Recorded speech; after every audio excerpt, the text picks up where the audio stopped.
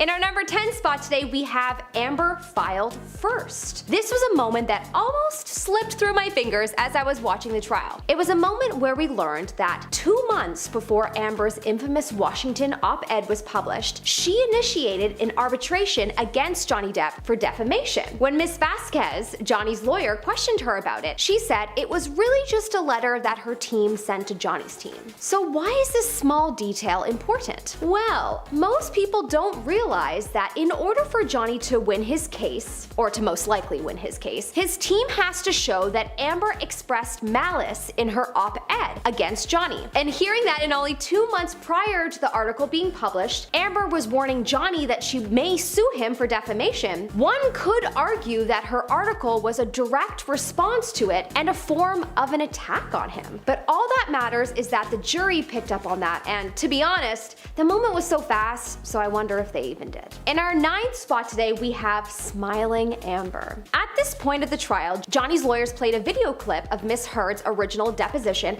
back in 2016. In the clip, Amber is being questioned in a room full of lawyers about her relationship, and then one of the infamous tapes begins to play, and we watch her listen to it along with everyone. The tape that is being played is the one where Amber and Johnny are discussing Amber kicking the door into Johnny's head. She's apologizing and saying that she never meant to, but admitting to intending to hit him when he was trying to leave. And while the tape is playing, we see Amber eating and being kind of blank-faced about what she's hearing, but then she starts to smirk after looking at what seems to be a lawyer, and then as the tape continues, she starts rolling her eyes a bit and continues to smirk. When the tape finishes, Johnny's lawyers question her about smiling as the audio is playing, and if she doesn't take beating up her husband seriously. Amber replied, arguing that she was just smiling because everyone else in the room was rolling their eyes and smiling. But regardless of the reason, the clip did show a clear lack of respect for the seriousness of the conversation, and as she goes on to speak about Johnny being dramatic towards the end of the clip, we are then able to once again see that she doesn't respect his feelings and has a lack of respect for the situation as a whole. In our number 8 spot today, we have the tweet. Throughout the questioning, Ms. Vasquez, Johnny's lawyer, asks Amber if she wants to move on from this whole situation, referring to all the drama from this relationship and to leave it in the past. As I was watching this, I was kind of wondering, where is she going with this? She's asked her this a few times now. What is she trying to do? Of course, Amber replies that she, of course, wants to move on. Eventually, my question was answered when Johnny's lawyer brought up a tweet conversation between Amber and Johnny's former lawyer, Adam Waldman. In this conversation, it begins with Adam provoking Amber about wearing makeup, and she takes the bait and replies, "Yes, Mr. Waldman, I may be wearing makeup on this occasion, but on every occasion you will still be short." Damn. Harsh. I believe that through showing this tweet, Johnny's lawyers were wanting to show that she can have a cutthroat side, but also they wanted to show that if she indeed was in the headspace of wanting to move on, she would not be engaging in petty tweets. Actions speak louder than words. In our number 7 spot today, we have the mirror. This is another one that I'm truly surprised that people aren't talking about more. In the cross-examination, we viewed a mirror picture from when Amber and Johnny were in Australia in 2015. The mirror photo was taken on the day that Johnny severed his finger, and after this accident, he took to painting the walls with paint as well as this particular mirror. He wrote a few messages on the mirror, and Amber took a picture of it. On this same day, Amber has alleged that Johnny injured her body with a bottle as well as beat her up. What's interesting though is that there are no pictures of her injuries. Johnny's lawyer points out that not only are there no injury photos, but you also can't see Amber in the reflection of the mirror photo, almost as if that were intentional,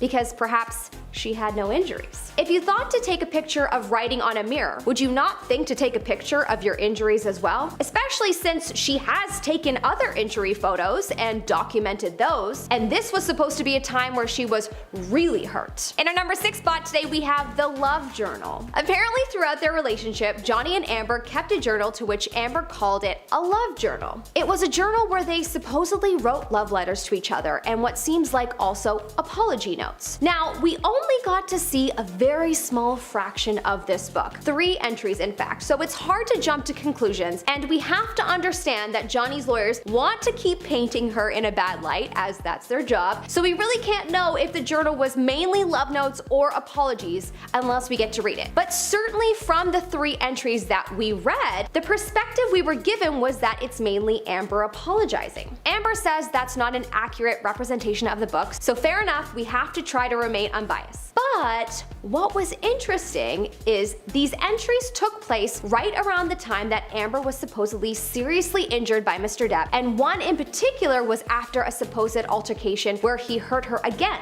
So it is curious why she is so apologetic over hurting him, when the picture that she has been painting is that Mr. Depp physically hurt her during this time. In our number 5 spot today, we have Change the Locks. Amber has testified that she was trying to change the locks to the penthouse apartments on May 27th, 2016. But it was revealed in the cross-examination that she actually attempted to change the locks and supposedly did change them on May 22nd, 2016. Why is this important? Ms. Vasquez, Johnny's lawyer, said, "But you changed the locks to the penthouses on May 22nd, 2016, to which Amber replied, "I attempted to," which led Johnny's lawyer to reply, "That's why you felt comfortable having James Franco over the evening of May 22nd. To which Amber played off and said, "I do not know when James came over." Oh, that's convenient. It's only on the elevator footage that the lawyers have shown a few times in court.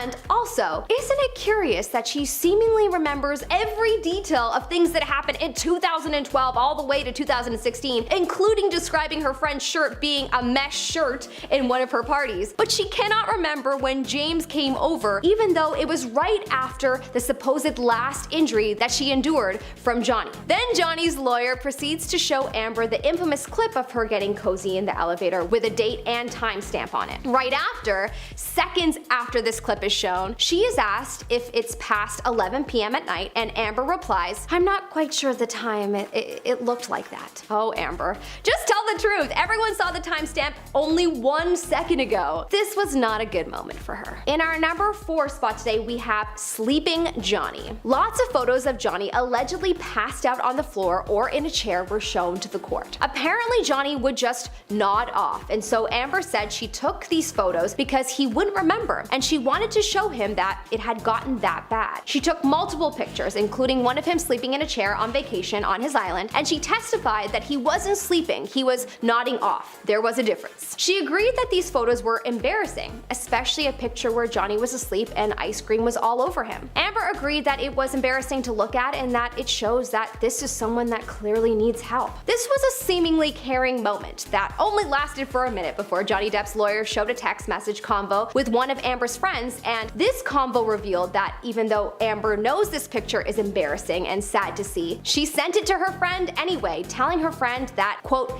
"This is what she has to deal with." Not her most compassionate moment. In our number 3 spot today, we have No Records. With all the injuries that Amber Heard allegedly had throughout her long relationship with Johnny, she weirdly has no medical records or dental records. When asked about the dental records and whether she had to see an oral surgeon or get dental work due to the injuries, she replied that she never needed to. Then when asked if she had any medical records showing that she required reconstructive work, she replied, "I never required reconstructive work, so there would be no records." But what was interesting is that she spun her reply in a way to seem like, well, duh, obviously if I didn't need surgery then there would be no records, duh. But what she was doing was taking the attention away from the fact that clearly she either A, didn't have very bad injuries, unlike what she described she had, otherwise she would have had to go to the doctor, at least for the possible broken nose, and the bottle put inside her to make sure there's no further damage. Something that someone who wants to be a future mother would care about. Or B, the point of perhaps she had no injuries and that's why there are no medical records. In our number 2 spot today, we have No Pictures. Pictures were shown of Amber at an event the day after Mr. Depp allegedly whacked her on the face so hard that she thought her nose was broken. The scene goes as follows. Johnny's attorney said to Amber, "Your nose doesn't appear to be injured in any of these pictures, does it, Miss Heard?" Amber replies, "I'm wearing makeup." Johnny's lawyer says, "Your nose doesn't appear to be injured in any of these pictures, does it, Miss Heard?" To which Amber replied, "That's why I'm wearing makeup." Johnny's lawyer says, right, and makeup covers up swelling, right? To which Amber replied, makeup will not cover up swelling, but ice will. Johnny's lawyer says, ice will cover up swelling?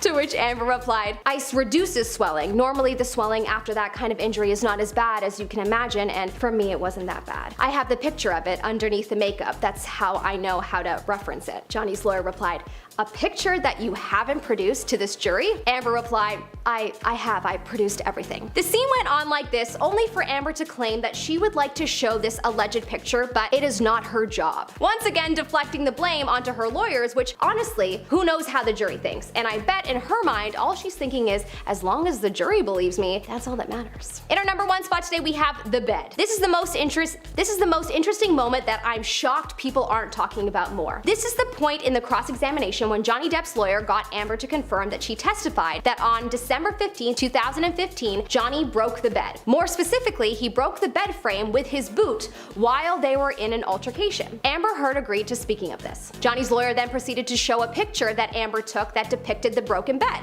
Amber confirmed that this is indeed the picture that shows the broken bed in her story. But then the attorney scrolls into the photo and shows a pocket knife literally on the bed. Something that is way more likely to break the wooden bed frame than a boot. Of course, Amber stumbled for a second and then proceeded to indicate that she did not damage the bed with that knife, but Johnny's boot did while he was punching her. But then Camille, Johnny's lawyer, asks Heard about how she testified that there was blood all over the pillows and proceeded to ask Amber where the pictures were for that. And Heard admitted to not taking a picture of the pillows. Wow, what a mic dropping moment. Starting off at our number 10 spot, we have You're Such a Baby.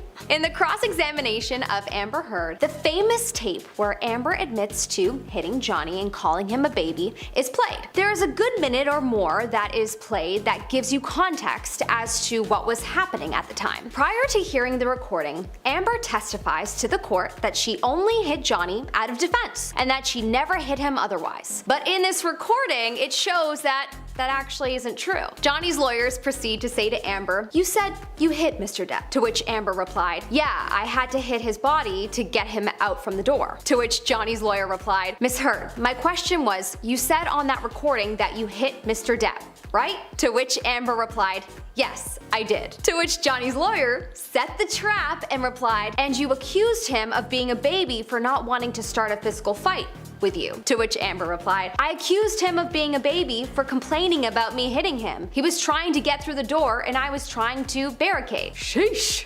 She walked right into that one. She finally admitted to it and showed a very key piece of evidence. If you were being hurt by this man, would you be calling him a baby for you just hitting him? And also, would he even be complaining about you hitting him so passively, if I may add, if he is the aggressor that you portray him as? This moment revealed a lot about both of their characters. In our number 9 spot, we have Tasya Van Ree. There was a final moment when Johnny's lawyers question Amber about her previous relationship with Tasya Van Ree. They reveal an article that states that Amber Heard allegedly struck her ex-girlfriend Tasya Van Ree at the airport in 2009. There were witnesses at the airport, including the cops, that allegedly saw it, which led to the alleged arrest. Johnny's lawyer asked one final question of, Mr. Depp is not the only domestic partner that you have hurt, have you, Miss Heard? Of course, Amber replied to never hurting any of her partners ever.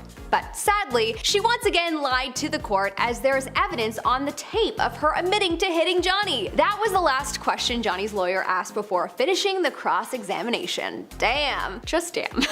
I hope someone patted Camille on the back for that finale because that was arguably one of the best endings I've seen in a while. In our number 8 spot today, we have Tell the World, Johnny. In day 1 of the cross-examination, the very infamous tape where Amber says to Johnny, see what the jury and judge think. Tell the world, Johnny. Tell them Johnny Depp. Johnny Depp, man, I am a victim too of DV. To which Johnny replied, yes. And then Amber went on to saying, you know, it's a fair fight. See How many people believe you or side with you? Johnny Depp's lawyer then commenced to reiterate what was just said by Amber, with Amber confirming that it was indeed her voice. But Camille's slow but subtle emphasis on the power of the words and what was just said, it was the perfect delivery to drive home the point. You can please tell people that it was a fair fight, and you can see what the jury and judge think. Tell the world, Johnny. Tell them Johnny Depp. Johnny Depp, a man, a victim too of DV. That's what you said, right? To which Amber replied, I am saying it to the man who beat me up. Yes, I thought it was preposterous. To which Johnny Depp's lawyer replied, and the man you beat up.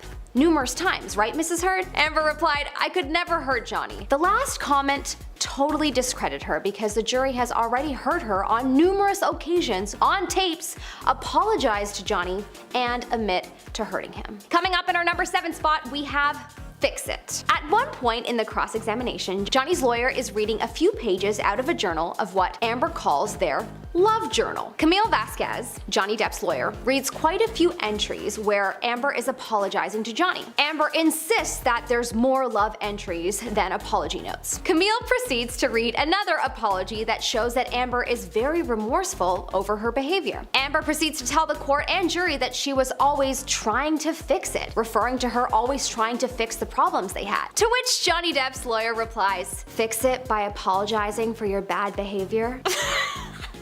Yikes! Savagery. Coming up in our number 6 spot, we have Spilled Wine. After the court listened to the audio tape of Amber and Johnny talking about Amber screaming at Johnny for spilling wine on her. At the beginning of this point, the court listened to the audio tape of Amber and Johnny talking about Amber screaming at Johnny for spilling wine on her. In this recording, Amber is very apologetic. After this recording was played, there was an air of, where is Johnny's team going with this? But then we quickly realized that this recording was done a week or 2 after Amber said that Johnny allegedly hurt her. The scene went as follows. Johnny Depp's lawyer Camille Vasquez says, Mr. Depp says you screamed at him when he accidentally spilled wine on you. To which Amber replied, I realize that's what Johnny said. To which Johnny's lawyer replied, and Mr. Depp tells you that this freaked out his son Jack. Then Amber said, Johnny often used other people to back him up in our arguments. To which Johnny's lawyer replied, you don't seem too concerned about that, do you? To which Amber replied, I had a lot of concerns. To which Johnny's lawyer replied, you don't mention Mr. Depp sexually injuring you in this recording, do you? To which Amber went on to say that that was not the point of that conversation. But whether that was the point of the conversation or not, if you were sexually injured by someone, do you think you might be justified to scream if wine was spilt on you? Do you think you might be a little less apologetic for such a small incident? Would love to know your thoughts in the comment section below. Coming up in our number 5 spot, we have mirror photos. Throughout the cross-examination, we hear quite a lot about a particular incident in Australia in March 2015, when Johnny Depp's finger was severed. From what we can gather about the incident is that Amber and Johnny had a big fight, which then led Amber to allegedly throw a bottle at Johnny and sever his finger. This led Johnny to seemingly become hysterical, to then dip his finger in paint and start writing on the walls of the place they were staying in, as well as the mirrors. According to Amber's testimony, she was also physically hurt by Johnny that night and sexually injured by way of a bottle. As Johnny Depp's lawyers are questioning Amber, they show Amber a picture that she took of the writing on the mirror that night. They then point out the fact that Amber can't be seen in the mirror. Interesting. But then also, why aren't there pictures of her supposed injuries from that night? But there is a picture of writing on the mirror, in which she clearly is standing out of frame. Very sus, Amber. In our number 4 spot today, we have motion denied. After Johnny had made his case and all of the witnesses he brought had spoken, Amber Heard's team went to argue to strike the whole case and trial based off of lack of substantial evidence. Johnny Depp's lawyers took to the stand to argue that not only does he have substantial evidence, but he also has proven that Miss Heard has injured Johnny. He went on to say that regardless of the creativity used in Miss Heard's Washington op-ed, that everyone in the world knew that it was referring to Johnny, and it therefore has caused him to experience some defamation. The monologue was completely compelling and clearly showed that there is a case here, and so the judge denied the motion to strike the case. In our number 3 spot, we have The Gift. Ooh, this one was such a moment. At this point in the cross-examination, you see Camille, Johnny's lawyer, begin to warm up Amber by asking her a series of questions to confirm her claims of being hurt by Johnny. She specifically highlights that these claims took place in 2012, and Miss Heard agrees. But then she asks Amber about a gift that she gave Johnny in 2012, a knife. It was during these cycles of violence in 2012 that you gave Mr. Depp a knife as a gift? Johnny Depp's lawyers asked, to which Amber tried to play it off as if she couldn't remember when she gave it to him. But it was too late because the point was already driven home. She gave a knife to someone who supposedly hurts her. That doesn't sound right. This is the same knife that you gave to the man who would get drunk and violent with you, right? That's what Camille Vasquez finished on, and man, was it good. Coming up in our number 2 spot, we have the pledge. Arguably, this moment may tie for first because this one and the first place spot was so hard to choose between. This is the moment when we discovered that in Amber's mind, to pledge to do something means to have already done it. To give you context, Johnny Depp's lawyers were trying to point out that Amber said she was going to give all of her divorce money to charity, but she didn't. Amber says that she pledges to, but then we are shown a clip where Amber is seen saying that she has donated the money. Past tense. Oh lordy, this was a fun moment. Johnny's lawyer said, "Sitting here today, you have not donated the $7 million. Donated, not pledged, donated the $7 million divorce settlement to charity." To which Amber replied, "I use pledge and donation synonymous with one another." Johnny's lawyers quickly jumped in to say, "But I don't." Amber begins to make the case that she will donate it, but she hasn't been able to due to being sued. But then of course, Johnny's lawyer then goes on to point out that she received all of her divorce settlement 13 months prior to being sued. Coming up in our number 1 spot, we have TMZ. In the original deposition done with Amber back in August of 2016, Amber was being questioned by Johnny's lawyers, whom are asking her if she sent a text message to Johnny's head of security, jury judge, saying that she is desperately trying to reach Johnny. When explaining the text message, Amber unfortunately has a bit of a slip up when she says, "I remember sending this because I wanted to tell Johnny or have him told by Jerry or someone who knew him or was close to him. Basically, I didn't want him to find out online that I had or was about to file for divorce. I wanted him to know verbally, so I was trying to reach him through a third party to tell him." When I say reach, I'm specifically saying I would like him to know information coming from me or coming from Jerry from me, so that he finds out about the divorce filing or my intention to do so from some other source other than TMZ, which was alerted. This clip was played in court only for Johnny's lawyer to say, "Slipped up there, didn't you, Miss Heard?" Drops mic. She then went on to share that also TMZ owns the copyright for the video of Johnny slamming the cupboards. So who else sold the video but Amber, who took the video? Amber of course denied it and went on to saying, "What does that get me? If I wanted to leak things about Johnny, I could have done that in a much more successful way, in a bigger way for years and years." To which Johnny's lawyer quickly asked, "Not when you were extorting him for $7 million? Damn, that was an amazing minute in court. Wow. Thank you so much for watching, everyone. I'm Melissa Malati, and see you next time.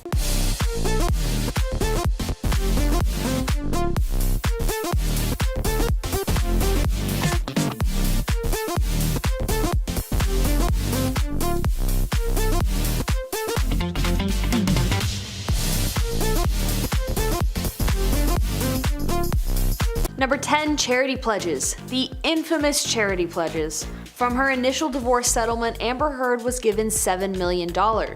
She pledged in court to give the money entirely towards charity, with a few million to a children's hospital in Los Angeles and the rest to a labor rights group. But now that a few years have passed and we're looking more closely at the receipts from this claim, we find out that Amber has donated barely anything to the charity. The labor union testified that they never received the full $3.5 million that it was promised, and that about half of the donations that it received in Heard's name came from Elon Musk, who dated Amber after her and Johnny broke up. Amber deflected by stating on the stand that she still planned to donate all the money she promised, but that the defamation suit, which demands up to $50 million in damages, got in the way. Quote, "I still fully intend on honoring all of my pledges. I would love him to stop suing me so I can." Interestingly, there are about 4 years between Amber and Johnny divorcing and the Sun libel trial, of which she was not being sued for. Number 9, the makeup palette. Previously, in the opening statement back in April, while discussing how she used to cover her bruises from Depp hitting her multiple times, Amber's attorney held up a Milani Cosmetics color-correcting makeup palette. She stated that Amber had used this makeup palette to hide her bruises after the onslaught delivery by Johnny to make sure that no one discovered her bruises and lesions. But in a now viral TikTok video, Milani Cosmetics themselves refuted this whole statement, saying that their color-correcting palette came out in 2017. A full year after Amber had gotten a restraining order against Johnny. Johnny Depp supporters online used the issue to allege that Amber was lying about actually being hurt by Johnny during their relationship. But now that Amber is back on the stand, she was shown the same Milani Cosmetics palette and asked if she used it. She said she used something similar to it. Quote, "This is what I was talking about as a color correction palette, as a color correction kit. This is not, obviously, the exact one I used to carry. But I used to carry something like this with me all the time." Amber told the court that the makeup she did use she referred to as her bruise kit. She also explained that she would ice her injuries to reduce swelling, apply cream, and then put the makeup on. Quote, "The idea is that you want to counteract whatever color you're working with on the bruise. So first day of bruising, well, the immediate is red.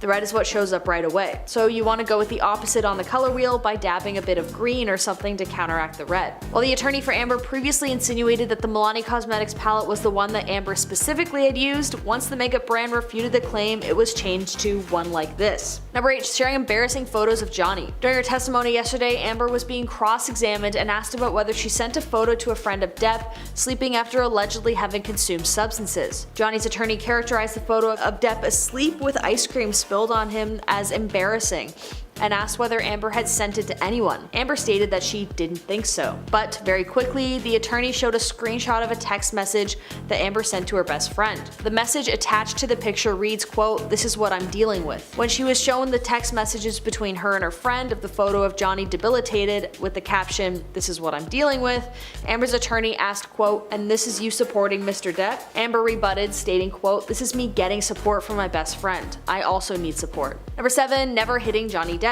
At the beginning of the trials, Amber continually pressed the alleged fact that she never hit Johnny. She said that she was solely the victim to his harm and that she never raised a finger against him. We found that not to be true because the instance with the stairs became apparent. During one of their fights, Amber ran up the stairs with her sister. Allegedly, Johnny raised his hand to her sister, who got between the couple, and Amber hit Johnny to defend her. So the story changed from Amber has never hit Johnny to Amber has hit Johnny once in defense of her sister, who was clearly in a position of danger. According to Amber, her panic and fear for her sister came from the rumor she heard that Johnny had pushed his ex-girlfriend, Kate Moss, down the stairs during one of the fights back in the 90s. The rumor is absolutely not corroborated and could push the court in the favor of Johnny from Amber. Number 6. Hit Johnny Depp once.